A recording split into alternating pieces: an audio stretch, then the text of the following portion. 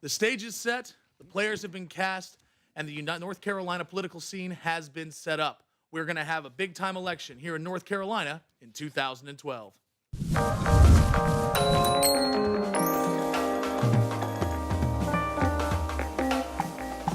Hi there. Thank you for joining us on the State of Mecklenburg at CLT Blog. My name is Larry Shaheen. I'm a partner at Carolina Political Consulting. And today, filing closed at noon today, the entire cast of the North Carolina political landscape has been set. What we're going to do here today on the State of Mecklenburg at CLT Blog is talk about what we think is going to happen, how the players have shaped up, and where the races are going to go. Joining me today to talk, the chairman of the Mecklenburg County Democratic Party, Ms. Aisha Dew. Thank you for joining us. Thank you. To her right, the North Carolina representative from District 103, representing Matthews and Mid Hill, Mr. Bill Brawley. To his right, Mr. Brian Holliday, a Republican strategist. And to his right, Mr. Dan McCorkle, a Democratic strategist. Now, we're going to talk real quickly about the victories for Mitt Romney yesterday in the Republican primary. Does this seal the deal, or does the closeness of the margins mean that Rick Santorum is going to be able to carry this into Super Tuesday and beyond? Ms. Dew. It seems like Rick Santorum is definitely ready for a fight on Super Tuesday, so I don't think it's a foregone conclusion. Okay. Mr. Brawley? It was interesting that Mr. Romney did not have a larger margin in Michigan. I think it's still open for a while. We'll just have to wait and see. Mr. Holliday? Yeah, Romney should have done better. You have Romney, you have the guy who's not Romney, you got the guy on the book tour, you got the guy in the cause. They're all going the full distance. Absolutely. And as a Democrat, I'm delighted. I was actually reading a Republican website, Newsmax, and one of the headlines in there was Romney avoided disaster, gained little momentum. Absolutely. This is going to go on through June, July. Absolutely. And it's not going to be harmonious and lovely. Okay. People compare it to 2008. That was a quite different animal. All right. And we had an incumbent Republican president at the time with approval ratings in the 20s. So it was a foregone conclusion that we would come together as a party to defeat whoever was the Republican nominee. Right. Well, that's my question for the Republicans. Does that mean that the eventual nominee, whoever it is going to suffer from this prolonged fight, or will the Republicans come together and be able to defeat President Barack Obama? Mr. Brawley? Oh, okay. Thank you. I'm not certain who the nominee will be, but I think that President Obama will be the main issue on which the Republicans will run. I think there are some serious questions that can be raised about the economy and about the performance of the last 4 years, and it'll certainly be interesting to see how it plays out. Well, from a strategic standpoint and consulting standpoint, Brian, how would you tell the eventual nominee to bring the party together and contrast that between Mr. Romney if he wins and Mr. Santorum if he wins? Talk about Obama. Talk about Obama. And this election's going to come down to a referendum on Obama. The Democrats will want to talk about anything outside of that or something different. If that nominee goes a different direction and starts talking about Catholic issues or other things and gets off Obama and a referendum on Obama, then they got a problem. But I mean, a Republican should just talk about, do you want Obama or somebody else? And that's I'll tell you what, I'll talk about Obama all day long. Now, Obama's in the same position that Bill Clinton was in 1995-96, and that actually Ronald Reagan was in 84-85. Poll numbers are going up. Head-to-head matchups are doing quite well. And one thing that if Romney is a nominee, he does not have is discipline. Right. Obama has discipline on the campaign trail. Romney is everywhere, talking about 3 Cadillacs and the trees are the right height.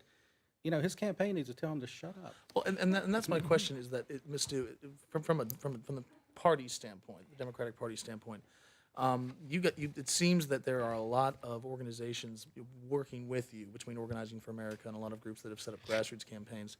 How would you folks see about, would you prefer a Santorum nominee or would you prefer a Romney nominee? I mean, it kind of doesn't matter. I mean, I think that they've both shown that they're somewhat weak candidates. I mean, when you look at Mitt Romney, he should have done a lot better in Michigan than he did. That was his stronghold, and he didn't pull out well. So if he wins, it'll be okay. Santorum, after he gained momentum, he then lost momentum again. So, I mean, these are going to be struggling candidates. I think it'll go into June, and I think whoever it is will be able to talk about the president's track record as we move forward. Let me add one quick thing, Larry. One thing to remember about the Republican presidential candidates. They've only won the popular vote one time since 1992. And as Democrats, we wake up election day in November with about 200 electoral votes. Florida, Ohio, a couple of those big states are going to really matter. I don't see Santorum or Romney winning New York or California or anything in the Clinton western didn't states. win. Clinton didn't win the popular vote. I'm talking about winning the popular vote. Listen, Clinton won 49 to 41, and before that he won 43 to 38. Winning. Remember, George Bush did not win the popular vote. He lost about 500,000 in 2000. Well, that is an interesting point, but we're gonna move on from that because there's a lot to talk about there. That could be a show in itself. But what we're gonna Probably focus should on be. today, what we're gonna focus on today, is the North Carolina filings. What we're seeing for the first time. I don't remember any of this. Representative Brawley's gonna have to check me. An incumbent governor is not running for re-election. So we have an open seat after 4 years. It just became an absolute free-for-all. On the Democratic side, we have Walter Dalton, Bill Faison, Bob Etheridge, who filed today, Gary Dunn, who is from Matthews, Gardenia Hindley, and Bruce Blackman. And on the Republican side, oddly enough, we have the frontrunner, Pat McCrory, Jim Harney, Paul Wright, Charles Kenneth Moss, Jim Mahan, and Scott Jones. Pat McCrory is going to be the nominee. Let's just go ahead and say that. On the Democratic side, Aisha and Dan, who are the favorites? I want to say one thing about Walter Dalton. Remember, he got the third highest vote total in 2008. A very disciplined individual. All right. Can run a very disciplined campaign, very message-oriented. He'll be able to take advantage of whatever Obama brings in the state, especially Mecklenburg County. Right. And some of the other folks in the race, I mean, Bill Faison is controversial enough in his own party that he lost to David Parker by a landslide for party chair. And Bobby Etheridge, a good congressman, a decent council of state member. The last thing people remember about him is him strangling somebody. Right. So I think it will be Walter Dalton against Pat McCrory. I'll take those odds any day. Ms. Dew? I think that we have a deep bench of talent, and I'm not ready to call it quite like Mr. McCorkle, but I do think that we will end up with a Democratic governor because we'll have the support of the presidential campaign. So yet again, whoever comes out as our Democratic nominee will become the next governor. But you don't think that the fact that the Democratic Party, I mean, considering that the previous governor was just lost his license and was convicted, we have the former Speaker of the House, Pat McCrory seems to be running on the 100 years of Democratic corruption. You don't think that that's going to resonate? Well, the 100-year thing came from Bob Rousseau. He said it's been a disastrous 100 years, which I would ask Mr. Rousseau, kind of getting off the subject here, what disasters is he talking about? Paving roads, rural electrification, people not working in sweatshops 16 hours a day. Leading in education up until Yeah, but you've controlled it for 100 years. So that house? means everything you fix is everything that was broken that you had to do in the beginning. You broke your own mistakes. Hold on, Representative Brawley wants to respond. Let Representative Brawley I'm respond. thoroughly enjoying this. First of all, Bill Faison's in the House. He is very easy to underestimate. He's an excellent debater. He's very disciplined. He's very smart. He's going to be very well financed. If you're assuming that Bill Faison's going to roll over, I'm no, assuming he's not. baggage is going to drive him down. We'll see. He's going to be tough. I have a lot of respect for Bill Faison's ability. The other thing is, there's lots of talking points. Everybody's talking about how education's gone in the tank after 8 months of a first Republican budget in 100 years. That's talking points. When you actually start going down into the data, where education is in North Carolina, 66% of rising fourth graders can't read at a third grade level. 61% of rising ninth graders can't read at an eighth grade level. 25% of the kids in Mecklenburg County, ninth graders, don't graduate high school. 70% of the new freshmen at Central Piedmont Community College have to have remedial math and English before they can do beginning college work at the community college level. To try to blame that on the Republicans is ludicrous. Let me know where those are talking points you just gave us. No, those are facts. Look them where? up. The Department of Education website. They were also presented at the Hunt Institute for Educational Leadership and Policy. And I'll be happy to send you copies of them. But if you why actually, don't you take them up? What are you guys doing about it? we are actually going into the whole education thing, first of all, starting with the fact that it's not the amount of money. There was a 0.57% difference between the budget, bipartisan budget passed in the House versus that proposed by the governor. 0.5% or 0.6%. I'll give you the other. And let's talk about education. Five Sure. Democrats yeah, doesn't count for bipartisan, though. It's more bipartisan than anything Okay. else. Let's return to the actual Yeah. education is going to be an important part of Oh, I this think it campaign. absolutely It will. is. But let's talk between Pat McCrory and whoever the eventual nominee is going to be. Will voters, real quickly, in like very short 30-second response, why do you think voters will choose either the Republican or the Democrat, and what will be their deciding decision? Like, what will be their deciding The point? Democrats are going to continue to focus on education, and we're also going to have to focus on jobs. Okay. I think the Clinton campaign said it best: change or more of the same. This one party has controlled North Carolina essentially for 100 years. We've had change for 8 months. Is that enough for you to blame everything on us? Brian? I think McCrory squeaks it out, but it's going to be ugly. True. You know my saying, Larry? Demographics and voter intensity. The top of the Republican ticket, I can't see the average rank and file, average voter Republican getting out there and really being enthusiastic about supporting that ticket, going and making phone calls and everything else. Right. It's going to be decided real quickly. Whoever the Democratic nominee is, they're going to lash Pat McCrory to two things. One is the legislature to build up Democratic intensity. And second, McCrory as mayor, accomplishments, not sure. He had a Democratic city council the whole time. Secondly, he's a wind vane right now. In Charlotte, he was against business incentives. Now that he was for them, excuse me. Now that he's running at large in the whole state of North Carolina, he's for them. So why do you think the unaffiliated moderate voter is going to choose the Democratic nominee? Because of the fact that McCrory is not McCrory is from consistent? Charlotte. He has not accomplished. Walter Dalton or whoever the Democrat is has probably accomplished a heck of a lot more in their term in office than Pat McCrory has. All right. And Pat McCrory is not a conservative. Well, the governor's race is definitely going to be the thing that So your drives. argument is that he's not going to win the governorship because he's not conservative? He's not going to appeal to the conservative base to get out the vote. You're probably We're going to sit gonna at home. that's something we're gonna You'll be at home on we're gonna election be able to day. talk about. You think Republicans are staying home on election day in 12?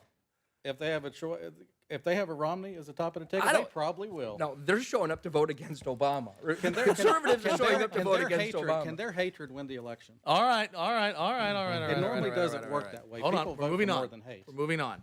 The governor's race is going to be the top of the ticket this year, but there are still several United States House races that are going to be interesting, especially the Republican primary here in Mecklenburg County, which is District 9.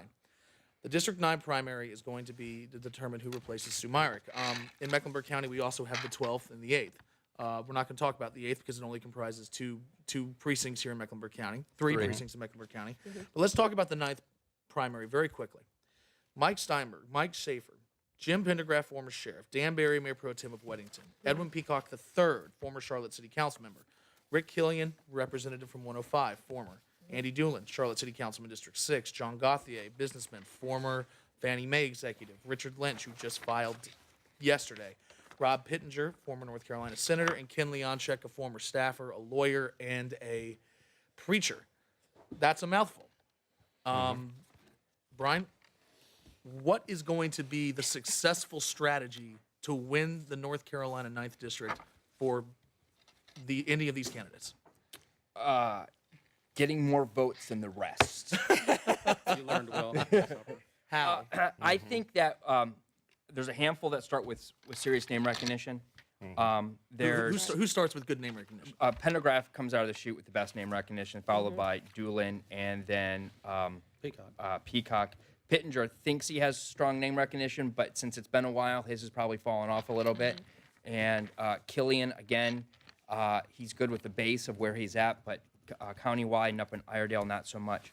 So 70% of that district is made up of Mecklenburg. If you conclude that the Union part is really just Mecklenburg light, then it gets up to almost like 85%.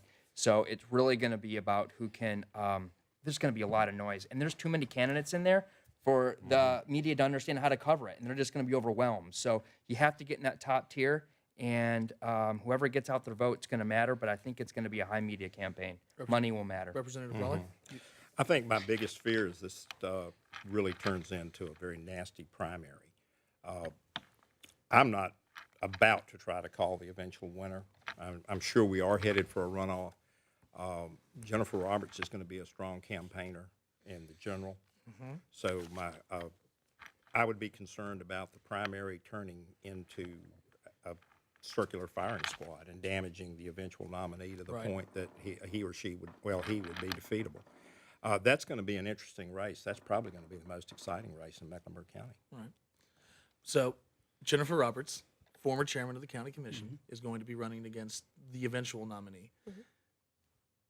Can we say that might as well be an exercise in futility, or does she really have a chance, Ms. Deal? I think that she has a chance. I mean, when you look at the numbers that she received when she ran for county commission, she was able to win moderate precincts, and then she also has a base among women. And the women that she appeals to are not just Democrats, but they're also Republicans. And there are a large amount of independents in this particular district. So perhaps it was really built for Sue Myrick, but Sue Myrick is not running. So after this, I'm glad to hear that it's a crowded primary. I think it gives us a chance. Dan? Well, it's going to depend on her capacity to raise money, because in a race like that, demographically, it is a Republican-drawn district, even though demographics have become a lot more favorable. So she has to raise quite a bit of money. She has to energize her base tremendously. She has to rely on Organizing for America to get out the base as well.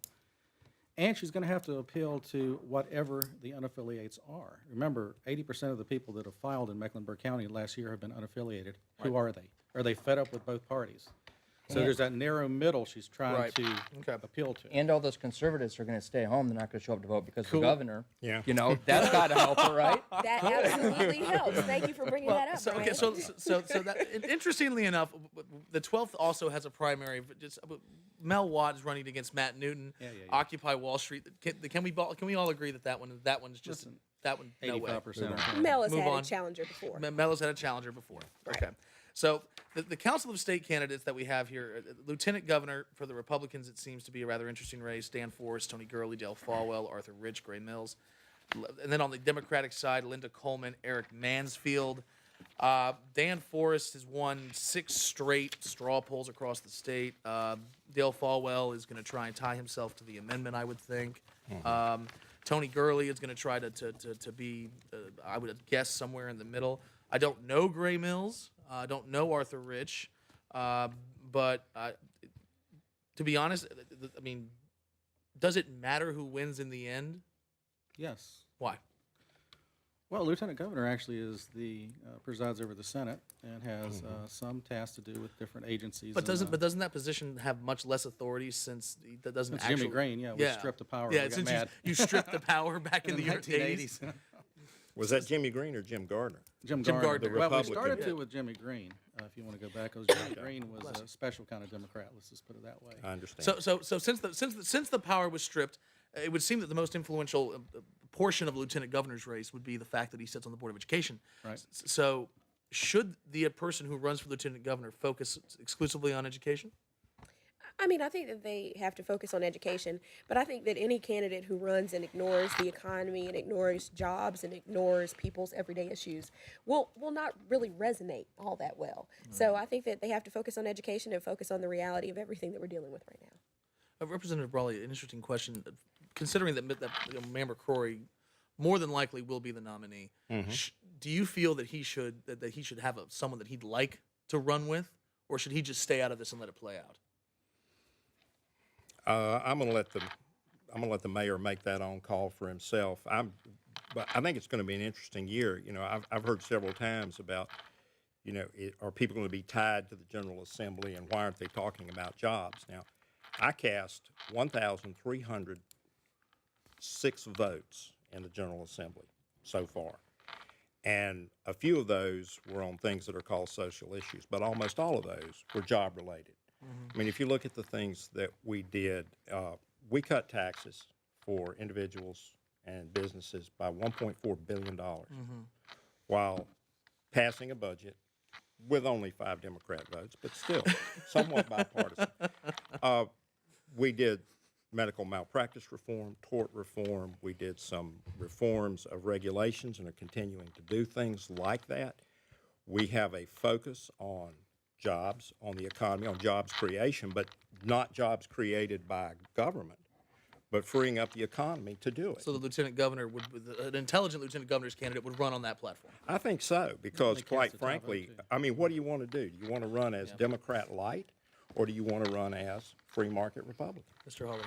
Well, I think as in the general election, the way the governor goes, the way the lieutenant governor will go. I Right. mean, it just, I think it will be, and even though it's not a united ticket, it'll be a united ticket. For the primary, whoever can get Mecklenburg and then out in the Triangle area, whoever can unite those and get the most votes out of that area, probably end up taking away with it. And this is the most wide open race that no one's going to pay attention to. Very good point. Actually, twice we've had a Republican governor win it, Democrat lieutenant governor. That was 72 and 84. Now, two dates I'm going to throw at you: 1896 and 1988. Those are the two times the Republicans won the lieutenant governor's race, and those were both extraordinary bad years for Democrats. Actually, 1896 was kind of complicated. Then you had the fusionists in 1898, but it's not something I think a lot of high-profile Republicans have really went for. No. Garner probably was the most high profile, Mr. Hardee's and Carl's Jr., but and he had a lot of money to throw at that race. Well, it was interestingly enough, so did Senator Pittenger. So we're going to, it seems like there's going to be a repeat there. Well, we have to congratulate Attorney General Roy Cooper. He is going to be retaining his seat as the Attorney General. We have 4 challengers for the treasurer's seat: Miss Janet Colwell, a Democrat; Ron Elmer, a Democrat; Jack Cowell. Cowell, yeah. Mr. Steve Royal, and Frank Roche, who is a talk show host and was a 4th congressional district candidate in 2010. Are any of those names strike out at you as someone who will help turn out the vote in Mecklenburg? Because I don't think any of those folks are from Mecklenburg County, are they? Well, the incumbent has actually been here quite a bit for She's been here, fundraisers but and she's not events. from Been to the here. Uptown Forum a couple of times, so we know who she is, and she's a good person. Secretary of State, Miss Elaine Marshall, the incumbent for the Democratic Party, will be running unopposed in the primary with 4 challengers from the Republican Party: Mr. Michael Beitler, Mr. A.J. Dowd, Mr. Ed Goodwin, and Mr. Ken Gardner. I actually met Mr. Beitler and Mr. Dowd at the Young Republicans meeting yesterday. They seem to be aggressive campaigners. But Brian, do you think that either of those 2 gentlemen are going to be able to secure it, or do you think we're going to see something like that happen from the eastern side of the state? I don't know. I mean, Beitler walks in with a little bit more of name recognition. Because he ran for Senate against Burr last time. And A.J. Dowd of the Dowd crowd. That's his little slogan thing got On going Twitter. on. Yeah, you meet him. He says, "I'm A.J. Dowd of the Dowd crowd." So he's pretty energetic. That's a tough race. It comes down to funding, Right. really. It'll come down to funding. It's a very large state. It is. And It's for a these, real for these large state. positions, it's hard for these guys to get around. So here's a Raleigh. piece of trivia for you. Elaine Marshall, who did she defeat first time to become Secretary of State? Were you born, Larry? Richard Petty. Richard Petty, back when? The Well, king. Richard was actually doing quite well in the polls till he had a bump incident on an interstate. He actually had a bumped car. somebody's Oh, bumper did he with his really? car. Oh, man. Rubbins Racing. Yeah, Daytona. He didn't set the track on fire like Juan Pablo, though.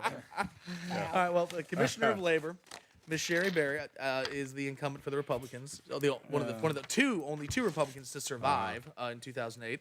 And interestingly enough, someone pointed out to me that Sherry Berry's reason for staying elected has nothing to do with anything that she does strategy-wise. It's everything to do with the fact that her picture and name are in every elevator in North Carolina, which is genius. But she's running against Marlo Foster, John Brooks, a former labor commissioner, and Ty Richardson, a 2008 labor commissioner candidate. And I'm just not seeing, considering that she was able to win in 2008. I just don't see any way that she's going to lose this Democrats want that seat bad, though. We do want That I is- think John- the Democrats are Brooks going is to not our focus ticket. on year. that They one. want that seat bad? That's right. Really? They do, Absolutely. yes. Oh, man. It's so far down the Absolutely. ballot, the vote drop-off starts to begin soon after Attorney General, and it starts Okay. getting less and less so. Yeah. So one of those guys is really going to have to energize the heck out of our base and let us know who you are, because people are going to go vote for Obama, for the governor. Then it starts to trickle down. And whoever wins that in the primary will be able to raise good money because Jerry, she's got a target on her back for The that Democrat race. Party. Yeah. All right. Democrats are looking for that seat. She's been in since Well, 2000, I believe. Commissioner of That's Agriculture. a union issue. That is a union. But North Carolina's a right to work state, so I don't see how that's. but in, it We helps have if you strong get rid of unions in Exactly. Mecklenburg now. we're not going there. We're so not going there. I love my Teamsters. Commissioner of Agriculture: Scott Bryant, Walter Smith, Steve Troxler, and Bill McManus. I love the North Carolina Free Enterprise Foundation. Let me tell you why. The North Carolina Free Enterprise Foundation has the most fantastic candidate information. And on their candidate information here, thank you very much, Jonathan Kapler. I hope you're watching. He has next to Scott Bryant's name, who's a Democrat, that Scott Bryant is a cattle farmer. And I'm not sure if that's actually what he does, but if he does, do you think that helps him in any way, shape, or form? That he actually is. Is it beef cows or milking them? Big difference there. I don't know. Well, call him. I don't know. I might agree with Dan on that boat one. you're going I might to, agree. right? Depending on or you what going he's to the doing other with part? the If it's cattle, it dairy, makes it's a good. If difference. it's beef, it's If dairy, he's bad. going to be able to milk a lot of those voters. Oh, whatever. man. All The right, steer whatever. wins that Sorry, one. Brian. Commissioner of Yeah. Insurance, Wayne Goodwin's the incumbent in the Democratic side. We have James McCall, Mike Causey, Richard Morgan. I don't know anything about Causey ran last Oh, time. that one. Mike Causey. But that's interesting with Morgan throwing his Yes, name it in is. that one. Yeah. It is. Okay, who is Morgan, guys? Who's Richard Morgan? Richard He was Morgan, the former co-speaker North with Carolina Jim Black. co-speaker with Jim Black. Oh, my gosh, yeah. He's still around. Yeah. Apparently he's lost 50 pounds and really gotten in shape. Hey. That's going to be Got him fun. a new car and everything, That's yeah. going to be Yeah. fun to watch. That actually could be one of the more interesting. It really ticket Now, races. Wayne is one of the best campaigners. You know, his wife, is she still in the legislature? And Wayne was Yeah. Wayne was there and is a very effective campaigner, very aggressive campaigner. People Little like guy, Wayne but he's Goodman. there. He's He's a nice always guy. here. That's right. He shows up. And he gives us those refund checks every October of election. Yeah. But there is one question. Did you realize that there are more assigned risk drivers in North Carolina than the other 49 states combined because of the way our rates are structured? And when you get your car insurance bill, there's a little line on there about North Carolina NCF recoupment. That's where you're subsidizing people who aren't paying rates that actually pay for the cost of insuring them because of the way we do car insurance in North I Carolina. get real good insurance. I'm not going to complain. Well- $69. Okay. You know, Brian just wants to. if someone can find a way to really turn that into an That- issue, I that- think that would be an interesting because, issue. you know, the Yeah. thing is, if you're a good driver, you're paying higher rates. Yep. Now, also the insurance commissioner is the state fire marshal. I'll just throw Yes. that out as a bit of trivia, Larry. So Steve.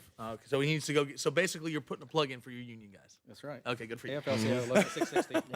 All right, Superintendent of Public Instruction. Now, the Democratic side on this one was actually really interesting. Representative Cotham and Representative Glazer both were going to throw their names in the hat, but Representative Cotham promised that she would not run if June ran again. And it was an assumption, considering that somehow June Atkinson had a negative campaign account balance at the end of the year. That was it. Public That financing, was that's going to what be it'll it. do to you. So Rick and Representative Glazer are running around the state, raising money, and all of a sudden, about a month before the race, June Atkinson says she's going to run. Well, it's because their competition dropped out. The governor's not running. Isn't that what? Isn't that what it comes down to? Wow, that's really deep. That's another show. that's- That's a whole nother Wow, show. Brian. Hey, I'm not the one who put the lawsuit out there, but there was. I mean, talk about somebody got blackballed. They came after June. And she did restore what was right for the Yeah, opposition. Actually, she's around, and the governor's going to go and Yeah, hang so out at the beach, so right? June 1. yeah. June 1. Oh man. Well, Disclose okay. that So was their Representative 2014 Glazer campaign, so- files.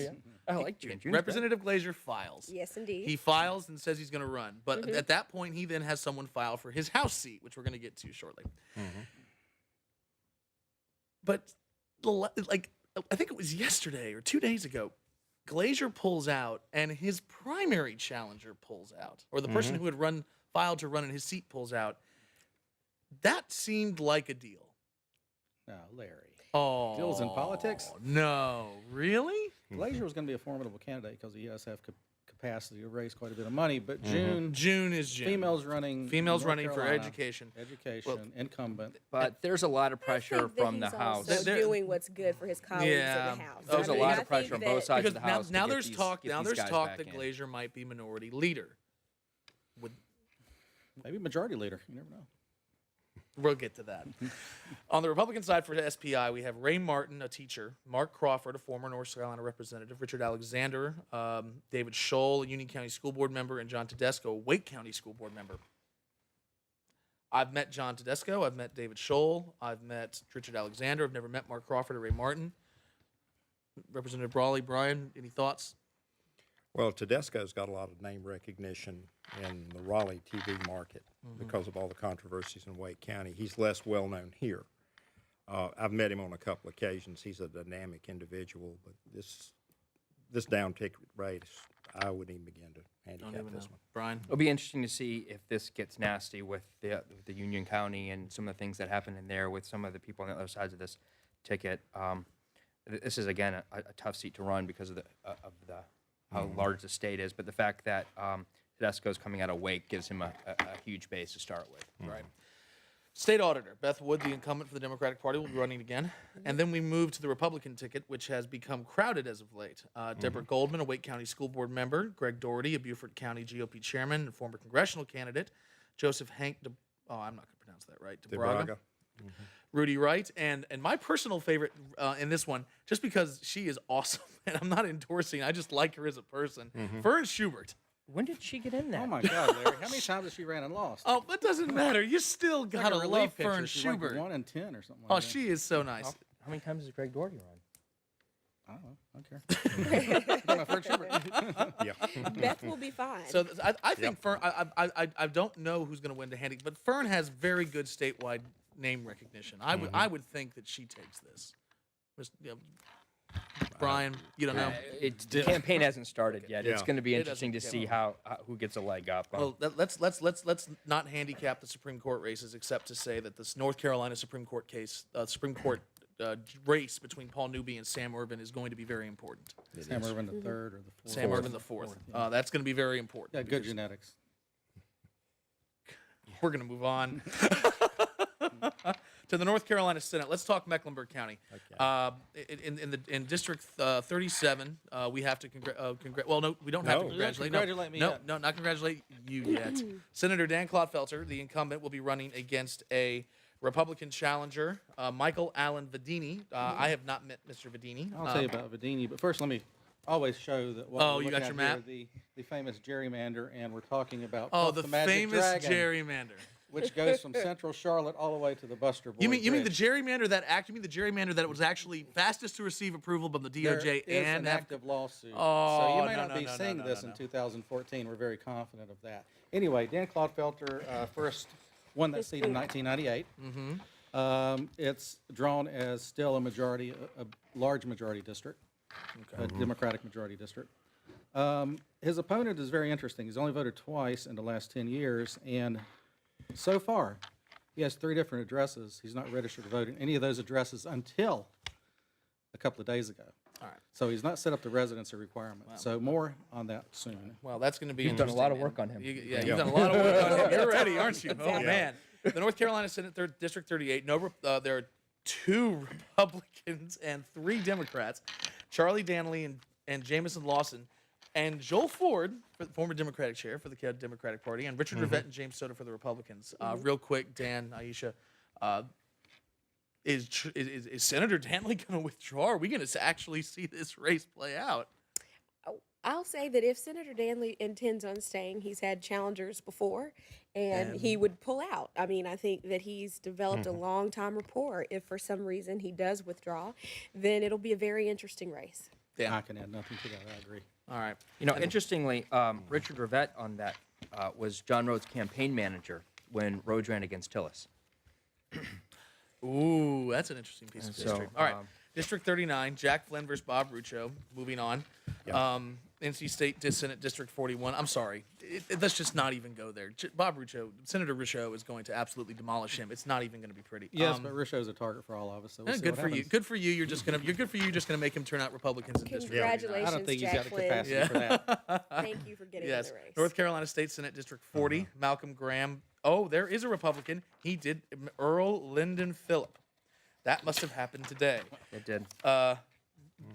Malcolm Graham will more than likely pull that seat out. Now to the one that's interesting. Senate District 41.